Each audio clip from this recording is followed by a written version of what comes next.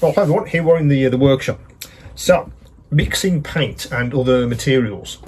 I've been on a bit of a quest over the last sort of year or so to what I feel find the ultimate paint shaker. Let's just focus on paint, but of course any kind of liquids or any kind of material would need a shake, not just paint. But let's just focus on paint shaking. Now, I've been through probably every paint shaker there is known to man on this bench over the last year or so.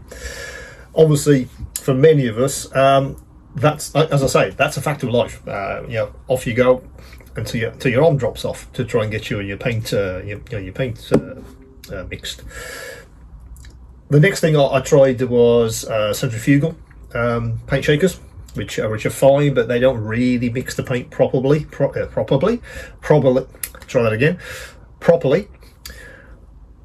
I then looked at, okay, what else is there? And the other, I guess, technique is machines like this one. Now, this uses Vortex. You put your paint in some kind of receptacle. Drop a metal bar in the bottom, and the magnet in here rotates, and that rotates the paint. Or you can put the metal bar in some of these bottles if they'll fit, or a ball bearing or something, and the Vortex mixes your paint, which is better than centrifugal in my view, but still not the ideal.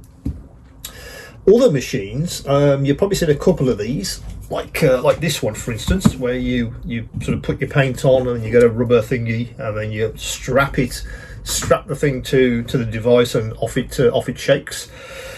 Again, if you're only trying to shake these dropper bottles, fine, but anything larger, it's not really going to fly, and it certainly won't shake things like large glass jars, or even rattle cans, which the device I want to show today will handle amazingly. So that really didn't fly either. What I'd seen across many different kinds of model making sites on YouTube was one of these guys, which is very heavy. This guy. It uses vibration.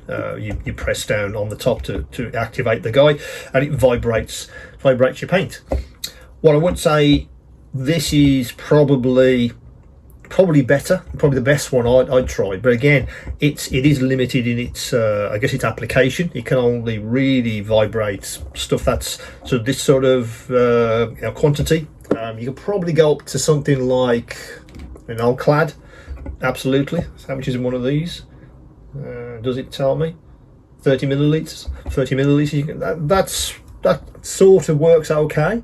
The issue with this one is that you obviously have to hold it. You have to press down on the button to activate it. You can't do anything else. You have to sit there and just activate the paint shake. It shakes the paint, which is not ideal. What I wanted was something that I could put the paint in, kick it off, and then go into something else, or carry on with my build. So this guy was interesting for that. So that was an advantage there. But it didn't really shake the paint properly, or didn't stir the paint properly, and certainly not other materials, which I want to talk about in a second. The other issue with this guy is, with an alclad, it's going to be 3 or 4 minutes, and I don't want to be spending that time pushing this down. And of course, 3 or 4 minutes vibrating my arm made my arm hurt after a while. So this guy wasn't really going to fly either. And the device I've sourced, I saw, again, probably, let me think, it's got to be 8 or 9 months ago. I think I was watching a Japanese model maker put something together. I think it was a car, and he was using this device. I mean, when he bought it in and put the paint in, I thought, what's that?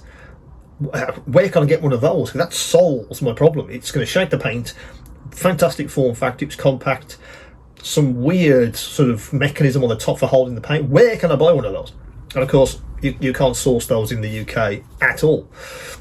What I ended up buying was just one unit from a model making store in, I think it was Tokyo somewhere, just so I could test it, and it's been fantastic.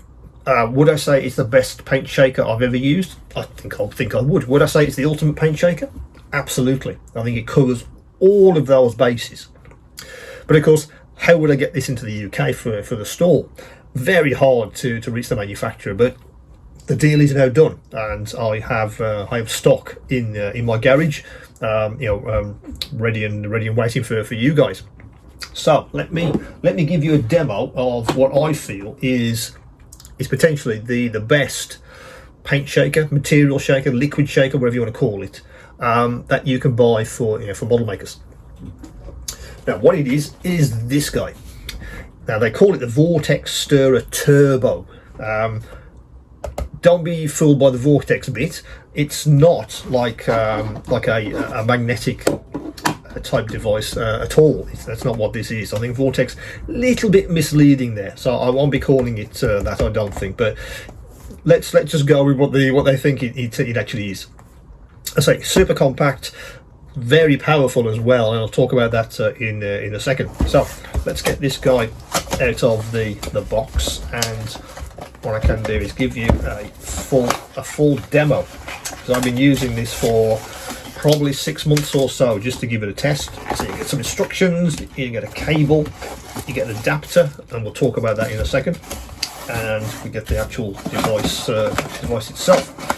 So let's put that there.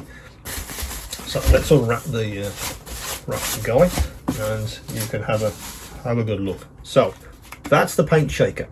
I'm holding it like that because I saw an image like that with this device, I say probably about a year ago, and I thought, wow, that's compact. What is that? That's ideal, because I didn't want something that was huge like this. It takes a lot of space. That's really compact, fantastic. So I really like that. But the whole idea of being able to shake various materials, I thought was fantastic. As soon as I sort of started to use this, it fell into my workflow seamlessly, absolutely as a go-to for my model making. I talked about the Vortex bit. If I rotate this manually, I think you can see it goes through several, two planes. It's not just centrifugal, it's kind of off center, but I think what they've done is mount this mount off center on the motor, so you get that oscillating sort of motion, and that's why it mixes various materials really well. Lots of suckers on the bottom, and again I'll talk about that in a second, why they're there. On off switch for the speed, and this kind of unique clip on the top. So the whole idea being, let's use dropper bottles. They just literally sit in the clip without any problems at all, and then you just kick off the machine. The clip is large enough for those oil clads. What else have I got? Let me go for good old Tamiya. That's going to be a go-to for you guys as well. That fits without any problems at all. Any of you aficionados for Citadel, those fit as well without any problems. What else we've got? I've been using things like these copper paints again, and that size bottle, that's fine without any problems at all, and so on. I've been using this surface puttier, which really does need a good shake before it's effective. Again, that fits absolutely fine. And for you diorama guys, if you're using any of these kinds of materials, they can be stirred and shaken very easily in this device. Now, interestingly, because this clip opens so wide, it'll also take rattle cans. So this device will help you if you don't want to shake this thing for a while. It'll help you shake your rattle cans. If you can't physically do that, or you want to find some way of just putting it on the side, letting the whole thing just mix it for you, this device will do it. So these are the Tamiya size. The biggest one I've got to test is this guy. I use this Mr. Super Smooth Clear in this size, and it will fit, but I'm going to show you this going, and it struggles a little bit with cans of this size. So anything bigger, you could probably get a full size one in there if you had to. It struggles a little bit with this size, so I'll put that down. I will show you that running, but I think the standard Tamiyas are probably really what this was designed for, I think. Now, power wise, so it runs off USB, so it's got a USB C on the end, which goes in the back here. So it's got a USB on the end. So if you do happen to have a USB power source on your bench, and I just happen to have one here, plug it in, away you go. If you haven't and you have to plug this into the mains, unfortunately they give you a US adapter, which obviously isn't ideal for us in the UK.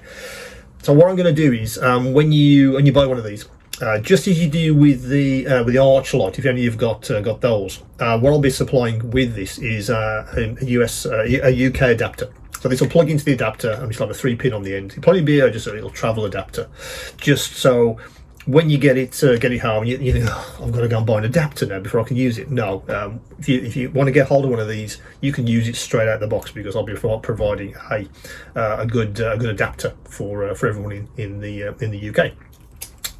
But as I said, I just happen to have a USB power source, which I'm just going to unplug something here and plug in this guy, so I can show you. Now, let's start at the bottom. These suckers, the reason there's loads of these is because when you kick this thing off, the vibration is quite severe. It really is, because that's the whole idea. It allows you to increase the speed and therefore how fast this thing oscillates, because that creates lots and lots of vibration. What I would advise you to do is not to situate this on the bench that you work in, if you can avoid that, because when you kick this off, you'll feel the vibration through your bench. What I've been doing, I'm lucky that I've got a second bench just over my shoulder here, where my extractor fan is, and there's a space next door to that on a separate bench from this one, which is where I situate this guy. So when I kick it off, I don't feel the vibration through here. If you can do that, then I'd recommend it, because you don't want vibration through this bench while you're trying to do some kind of intricate modelling. It may not be an issue for some of you, but it was an issue for me when I kicked this off, particularly at higher speeds, which I'll talk about in a second. So if you can, I would try and source this away from your main bench. So let me just lick my suckers, because this does need to be absolutely anchored onto the bench. So you anchor this on the bench. Let's start with what most of us have got, which is good old dropper bottles. Okay, so the knob, as you can see, goes in increments, the blue, yellow and red zones, and as you probably guessed, that's the speeds. Let me just kick this off at a very low speed, just so you can still hear me over the vibration. So that's the unit working in reality. That's how you'll literally shake anything that you've probably got on your bench. And I can increase this speed. And what you need to do is, I guess, a little bit of experimentation on speeds like this. 17mm dropper bottles, absolutely fine. In fact, I'd argue you don't even need it to be that fast. A couple of minutes like that, fantastically shaking paint, stirred, off you go into your wet palette. Fantastic. What I would say, if you go for Tamiya's probably about the same. If you go to something like Alclads, now these separate in seconds, don't they? Yeah, you can see already that's separated. This will probably need either longer at a lower speed, or you can crank this to maybe the yellow zone, yeah, for something like that. And the unit, as you can see, is vibrating. If I increase the speed, this will literally vibrate its way across the bench. Because I feel they put maybe the motor inside this is probably a little bit too powerful for what you need. You'll never crank this to red. If I crank this to red, the unit will fall over, because the vibration is so intense. But what I've been doing is sort of experimenting with how fast do I need it to, say, where was that? Yeah, this putty, for instance, very thick and viscose. How long do I need to shake this for, and at what speed? So I've been experimenting, so I know what speed to put it on. Then I can go off and do something else, or carry on with my build while it's shaking over my shoulder on the other bench. That's sort of been my sort of workflow. What I've also tried out is trying anchoring this a bit more to the bench. If you feel it's not anchored enough with the suckers, what I've tried is some really thick glass coasters, or anything that's really heavy. If you have a piece of metal, for instance, anything that's heavy, you could sucker this onto the material, just to stop the vibration, moving this thing across your bench. I'd like to have seen maybe larger and more larger suckers on this if it was possible, but at lower speeds it's absolutely fine. If you don't, if let me just hold this unit and I'll crank this into, that's halfway through the yellow zone. As you can see, that's vibrating very, very, very much. If I take my hand off, that will start to vibrate itself across the bench if I don't hold that. So again, you wouldn't need it to be that high. Maybe just on the edge of the blue and yellow zone, I feel is about right. If I take my hand off, you can see the unit is vibrating because I'm holding it in place.